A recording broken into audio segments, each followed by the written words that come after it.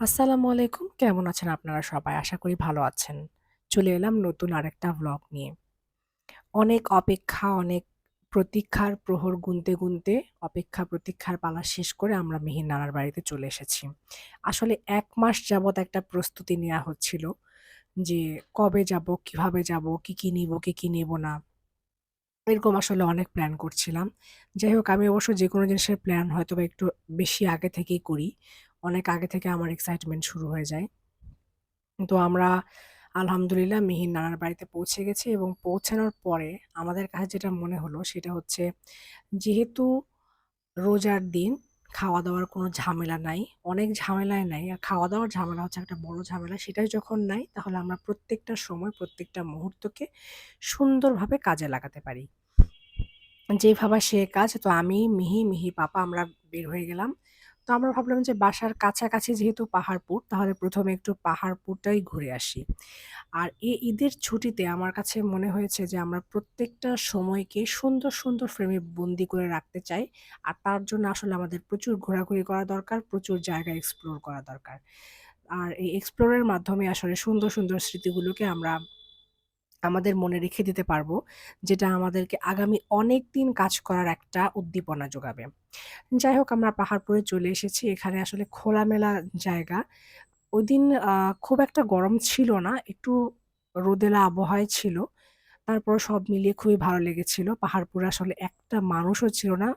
খুবই মানে শান্তশিষ্ট একটা সুন্দর একটা পরিবেশ যাকে বলা হয়, ঠিক ওরকম একটা পরিবেশ আমরা পেয়েছিলাম।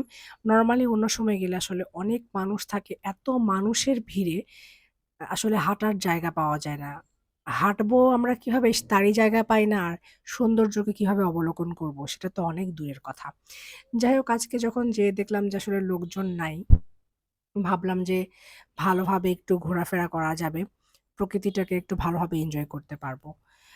আসলে পাহাড়পুর দেখলে ছোটবেলার অনেক স্মৃতির কথা মনে পড়ে যায়। আমাদের জীবনে, আমাদের বলতে আমার আর আমার ছোট বোন। আমাদের জীবনে আসলে এমন কোনো ঈদ নাই যে ঈদে আমরা পাহাড়পুরে আসি নাই। মানে পাহাড়পুর বাসার কাছে হওয়াতে আসলে অনেকবার যাওয়া হতো। আর শুধুমাত্র ঈদ না, যেকোনো অকেশনে আমরা যেতাম, যেকোনো ছুটিতে সবসময় যেতাম। আর আমাদের যে বড় ফুপি আছেন এখনো, তো ফুপি আসলে আমাদেরকে অনেক জায়গাতে নিয়ে যেত। যেখানে ঘুরতে যেত আমাদের ২ বোনকে সাথে নিয়ে যেত। বিশেষ করে এই যে কারো বাড়িতে গেলে তার কোনো বন্ধু-বান্ধবের বাড়িতে বা বাসার কাছাকাছি আরকি। আসলে গ্রামে ছিলাম। গ্রামে তো আসলে এত আহামরি খুব সুন্দর কোনো ঐরকম জায়গা নাই। তারপরও যা ছিল প্রাকৃতিক পরিবেশ সেটা মিলিয়ে খুব ভাল লাগতো এবং সেখানে আমরা ঘোরাফেরা করতাম। আর যেহেতু পাহাড়-উপরের কথা বারবার বলছি কারণ আসলে অনেকবার আসা হয়েছে এবং ছোটবেলার খুবই স্মৃতি বিজড়িত একটা স্থান যার জন্য বারবার আমি কথাটা বলে ফেলছি। আসলে এবার অনেক প্ল্যান করে এসেছি যে অনেক ঘোরাফেরা করব, অনেক আ কাছের মানুষদের, প্রিয়জনদের সঙ্গে দেখা করব। জানি না ভাগ্যে কি আছে তবে চেষ্টা করব ইনশাআল্লাহ। তো আমরা পাহাড়পুর ঘুরে বাসায় চলে এসেছি। এদিকে আম্মু আসলে মাটির চুলায় ইফতার বানাচ্ছিল। আসলে মাটির চুলার প্রত্যেকটা খাবারই অনেক মজা। যারা মাটির চুলায় রান্না খেয়েছেন তারাই আসলে বুঝতে পারবেন। কেমন লাগলো আজকে আমার ভ্লগটা জানাবেন। ইচ্ছা আছে ইনশাআল্লাহ যদি সুস্থ থাকি সামনে আরো নতুন অনেক ভ্লগ আপনাদেরকে উপহার দেব। ততদিন পর্যন্ত আপনারা ভালো থাকবেন, সুস্থ থাকবেন। Tata bye bye.